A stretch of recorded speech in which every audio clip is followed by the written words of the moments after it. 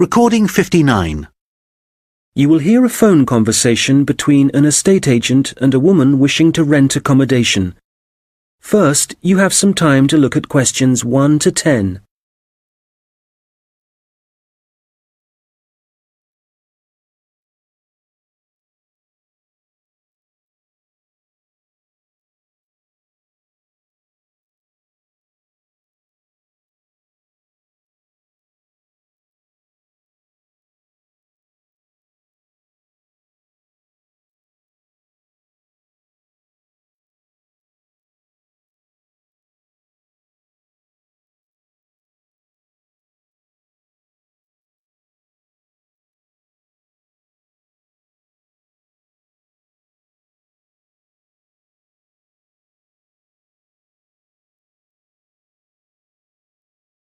Fairfield Rentals, Andrew Williams. How can I help you? Oh, hello. I'm calling from the UK.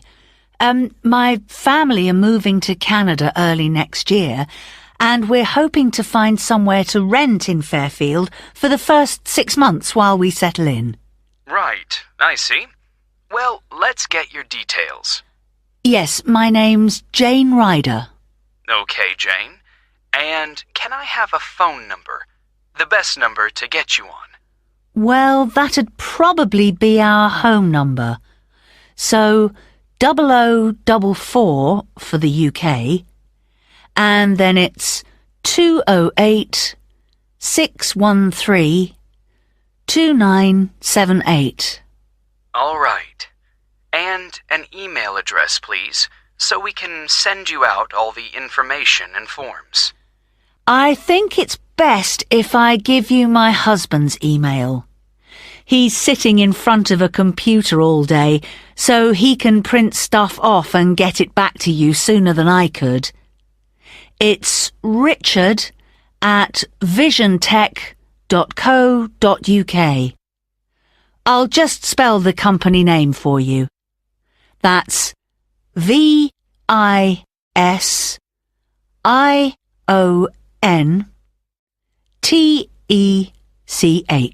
Great. And we have a question here about occupation.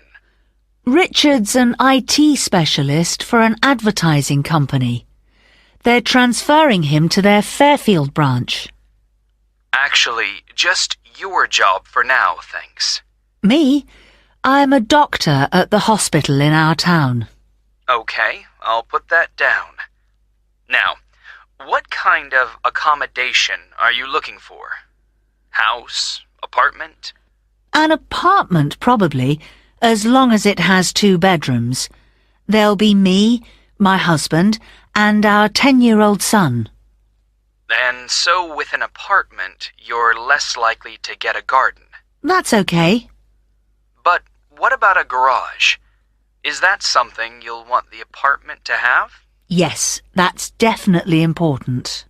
Okay, just a moment. I'll just make a note of that.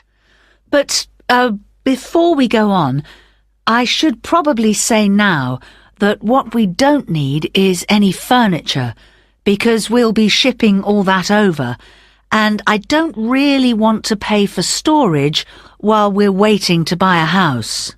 Not a problem. I'll make a note of that. Actually, though, just thinking about the kitchen, what can I expect from a rental property? I mean, what kind of equipment is provided? Well, the normal thing is that you get a stove. I think that's a cooker in British English. Okay, good to know. But how about a fridge? We'll be selling ours before we come, so if possible, we'd like the apartment to have one for when we arrive. I can certainly add that to the form. If there's any other whiteware that you need, like a dishwasher, for example, there are plenty of stores here that'll arrange delivery on the same day as purchase. Thanks. Hopefully we won't need to buy too many things. Now, how about location? Have you done any research into the Fairfield area? Not that much so far. Well, you mentioned you have a boy. I imagine you'd like to be fairly close to a school. Good idea. That would help. What's public transport like in Fairfield? Is it easy to get around? The bus service is pretty comprehensive. There are plenty of local routes, services into the city and out of town. OK, and for a two-bedroom apartment, what sort of rent should we expect to pay?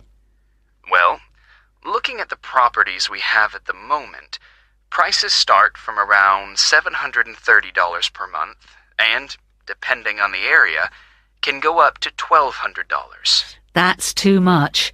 Something halfway would be better. So, would your limit be, say, $950? I'd say so, yes. Can I ask if you smoke or if you have any pets? No to both questions. But I do have one more request, please. Yes? Well, I've also been offered a job at Victoria General Hospital, and I suspect I'll be working nights occasionally. So what I really need from any apartment is for it to be quiet, so I can catch up on sleep if necessary during the day. Congratulations on the job offer. I'll add your request to the form. Well, what I'll do is compile a list of suitable properties for you and send them via email. Can I just ask, how did you hear about us? Obviously not from our commercials if you're living in the UK. Actually, it was a friend of ours. He spent a few months in Fairfield a couple of years ago, and he pointed us in the direction of your website. Well, it's good to be recommended. So, what I'll do is... That is the end of section 1. You now have half a minute to check your answers.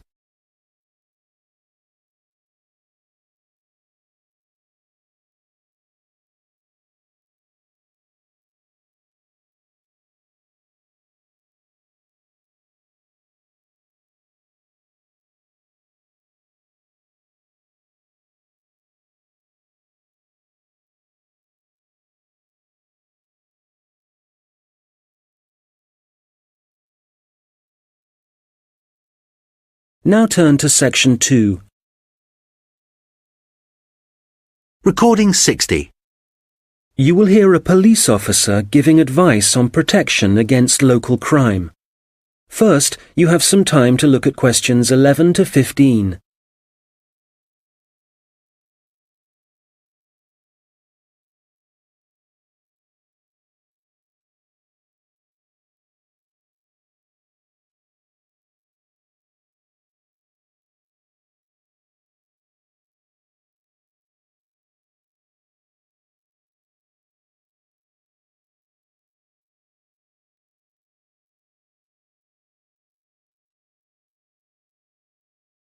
Well, good afternoon. I'm Constable James MacDonald, and as you may know, I'm the community police officer for the local area.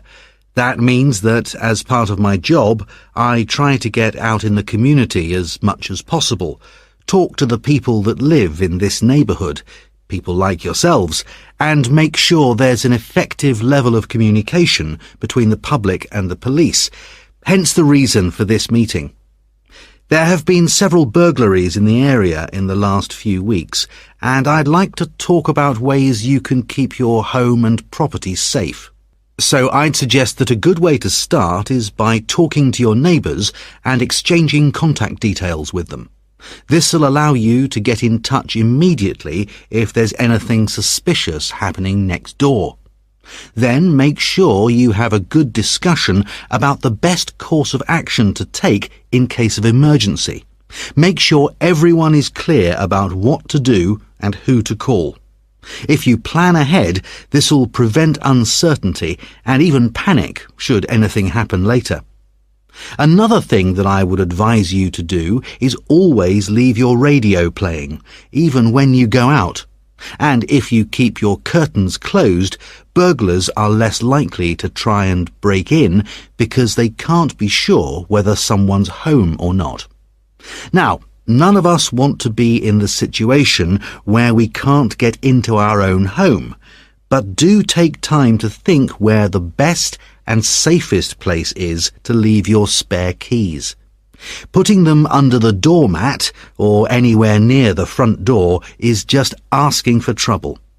You'd be surprised how many people actually do this, and it makes life really easy for burglars. All these things will help keep your community safe and will cost you nothing. However, if you are going to spend some money, what I'd recommend more than anything else is that you invest in some well-made window locks for your house. This will give you peace of mind. Before you hear the rest of the conversation, you will have some time to look at the questions 16 to 20.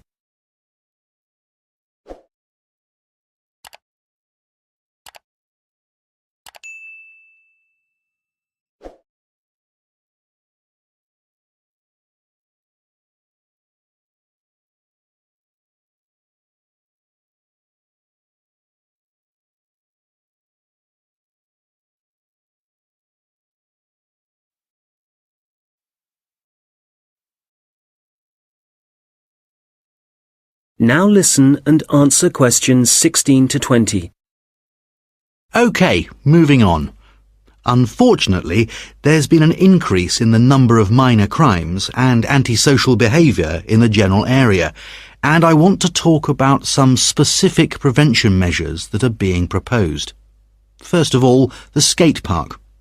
As you probably know, it's well used by younger people in our community, but unfortunately we're getting more and more reports of broken glass, making it especially dangerous for younger children. One possible solution here is to get rid of some of the trees and bushes around the park, making it more visible to passers-by and vehicles. If the vandals know they're being watched, this might act as a deterrent. As you will have heard, a couple of local primary schools have also been vandalised recently, despite the presence of security guards. The schools don't have the funds for video surveillance, so we need people in the neighbourhood to call their nearest police station and report any suspicious activity immediately. Please don't hesitate to do this. I expect most of you are familiar with the problems facing Abbotsford Street. It seems that no amount of warning signs or speed cameras will slow speeding drivers down. I'm happy to say, however, that the council have agreed to begin work over the next few months to put in a new roundabout. What else? Oh yes, the newsagent and the gift shop on Victoria Street were both broken into last week, and although no money was taken, the properties have suffered some serious damage. Access was gained to these shops through the small alleyway at the back of the properties. It's dark, and as you can imagine, no one saw the thief or thieves in action. So we've been advising shop owners along there about what kind of video recording equipment they can have put in. We'll then be able to get evidence of any criminal activity on film. The supermarket car park is also on our list of problem areas.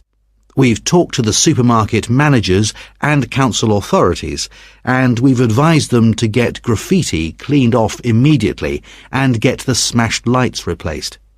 If you don't deal with this sort of thing at once, there's a strong possibility that the activity will increase and spread, and then it becomes...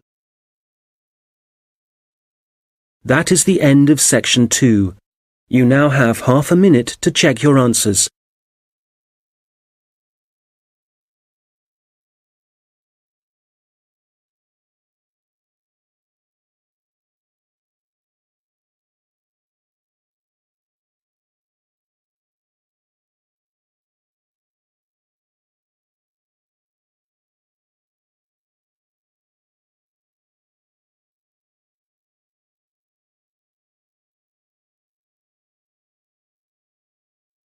Now turn to section 3. Recording 61. You will hear two students discussing their assignments. First, you have some time to look at questions 21 to 26.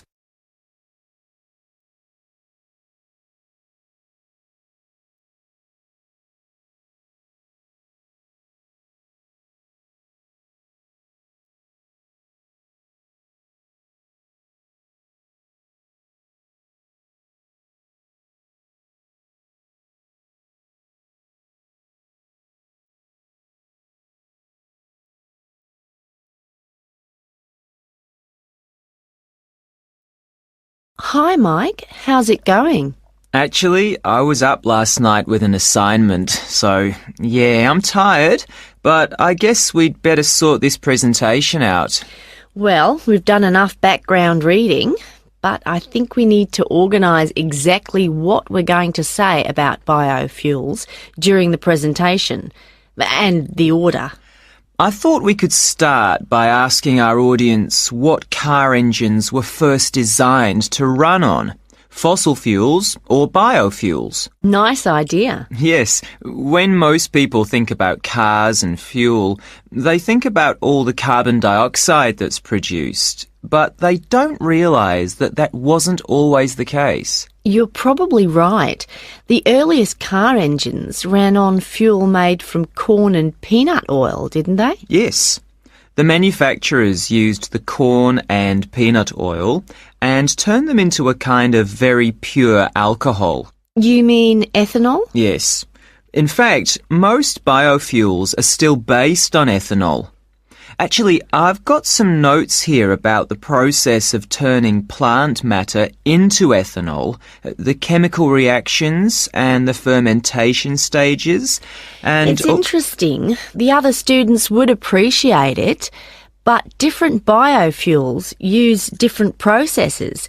And if we give a general description, there's a risk we'll get it wrong, and then the tutor might mark us down. I'd rather we focus on the environmental issues. Fair enough.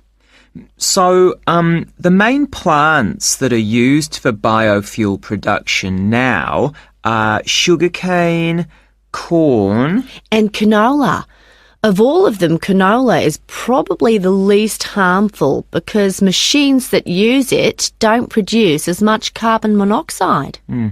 Sugarcane seems to be controversial. It doesn't require as much fertiliser as corn does to grow, but when they burn the sugarcane fields, that releases loads of greenhouse gases. Yes, but some critics have suggested that the production of corn ethanol uses up more fossil fuel energy than the biofuel energy it eventually produces. For that reason, I'd say it was more harmful to the environment. I see what you mean. You're probably right.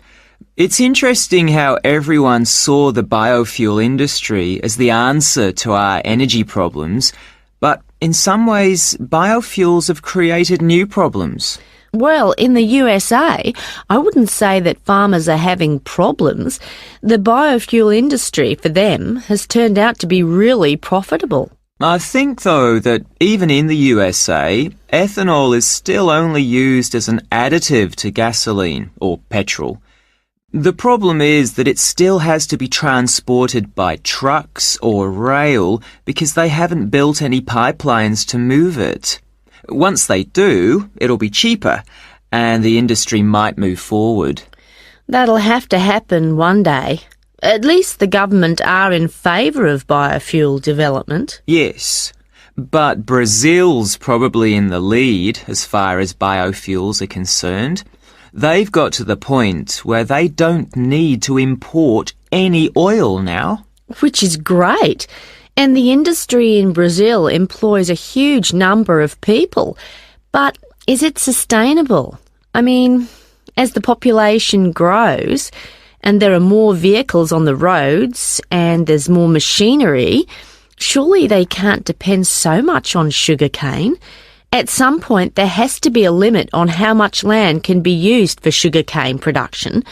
Certainly, if you want to preserve natural habitats and native wildlife. I think that whatever problems Brazil's facing now, the same will be true for any country. You have to weigh up the pros and cons. Well, we probably won't see an increase in biofuel use. I mean, they won't replace fossil fuels until we can find ways to produce them cheaply and quickly, and with less cost to the environment. Making sure they require minimal energy to produce. Exactly. And in a way, that means they have to cost less than fossil fuels, certainly when you're filling up your car. Yes, and whatever other kind of engines use fossil fuels at the moment.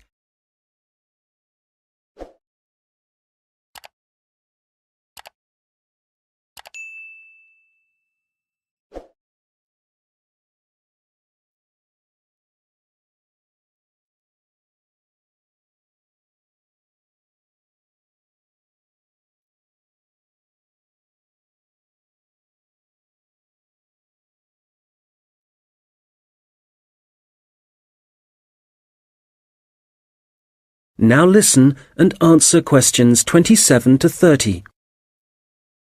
All right, so in the last section of the presentation, what problems are we focusing on? Well, we've already had a look at different types of pollution in the first section, so we can leave that out.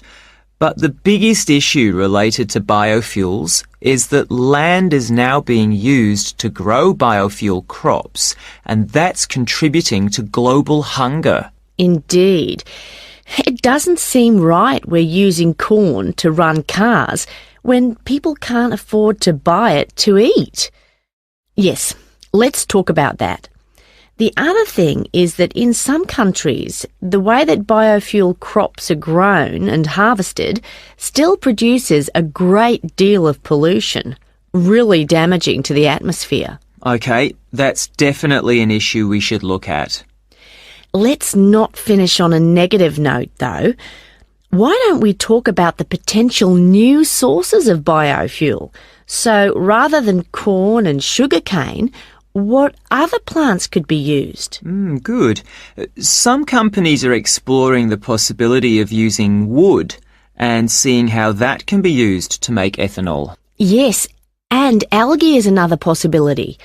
You can grow it in any water and it absorbs pollutants too. I read that. And grasses, they're another plant that researchers are investigating as a biofuel. And these kind of plants aren't used as food, which is why... That is the end of section 3. You now have half a minute to check your answers.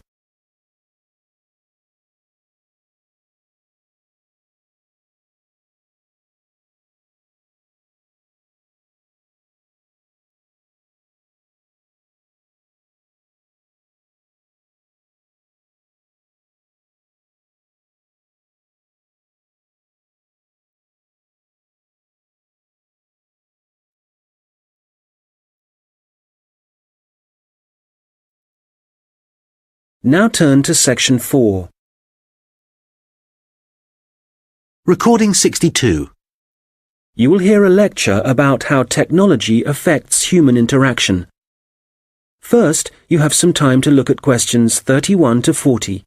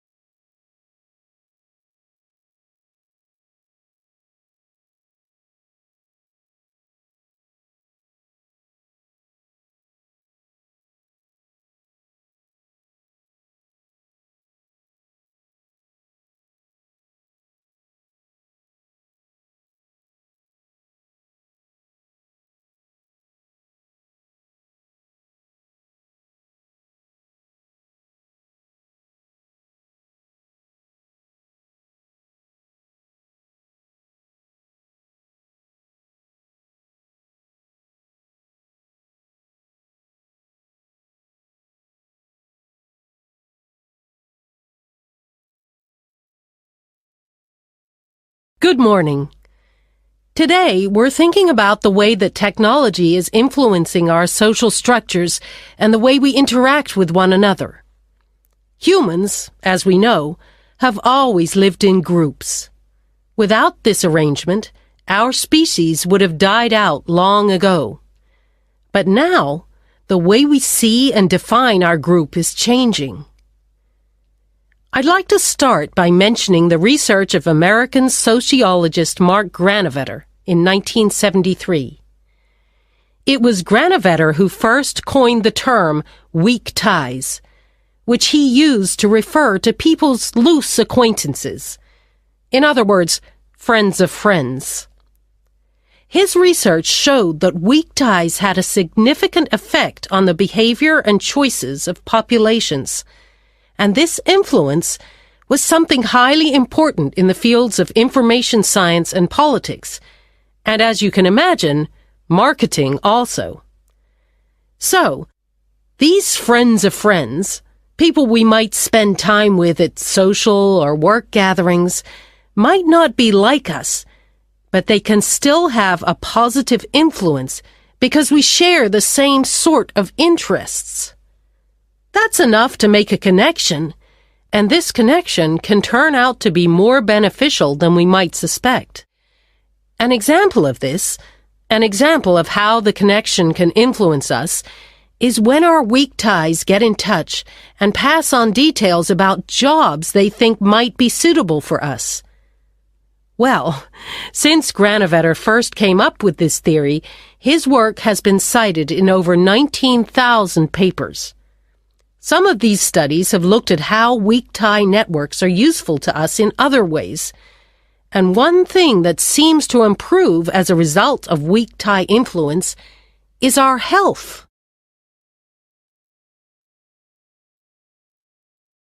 Today, our number of weak tie acquaintances has exploded due to the Internet, to the phenomenon of online social networking. This is still a relatively new way of communication, something that has a huge amount of potential. But also, as with any invention, it brings with it a new set of problems. Let's start with the benefits. Without question, online social networking allows us to pass on the latest news, to be up to date with local and global events, and for many, this information comes from sources more trustworthy than local media. So this is one clear point in favor of online social networking.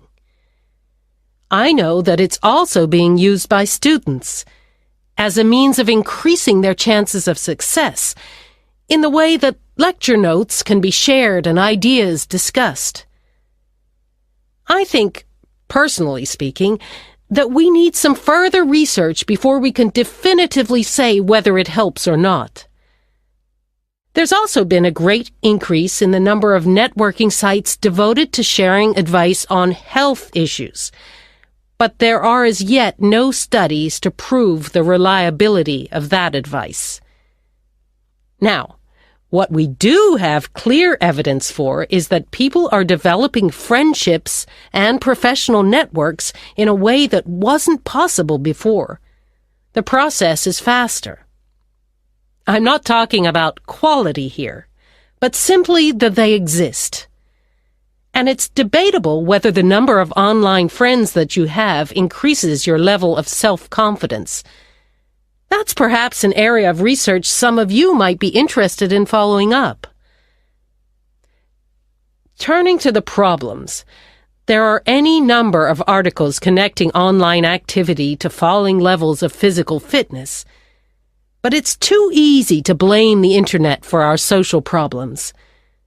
The poor grades of school children are also frequently linked to the time spent on social networking sites. But it would be naive to believe there are no other contributing factors. One real concern, however, is the increase in the amount of fraud, where, for example, people are using the personal data of others, which they've put online, for criminal purposes. This kind of activity seems likely to continue. And then, certainly for employers, online social networking sites have provided a great time-wasting opportunity, reducing productivity like never before, and I doubt they can put a stop to this habit, no matter what restrictions are in place. We'll come back to these issues in a minute, but I'd like to say something about the theories of Robin Dunbar, an anthropologist at Oxford University. Dunbar has found that the human brain has evolved in a way that means we can only give real attention to a particular number of people. 150, apparently. So, for example, if the number of friends on your online network is greater than that, according to Dunbar, this would imply the relationships are only superficial. Dunbar is not against online relationships, but he maintains that face-to-face interaction is essential for the initial creation of true friendship and connections. He's concerned that for young people, if their only experience of forming relationships is online, This doesn't allow them to form the ability or acquire the strategies for maintaining relationships. For example, in situations where negotiation or diplomacy is required, or where it's essential for... That is the end of section 4. You now have half a minute to check your answers.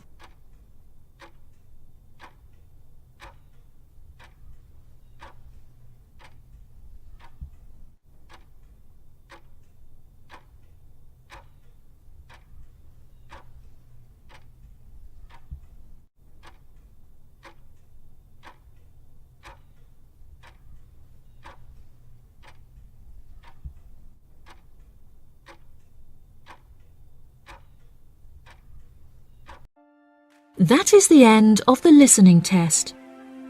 In the IELTS test, you will now have 10 minutes to transfer your answers to the answer sheet.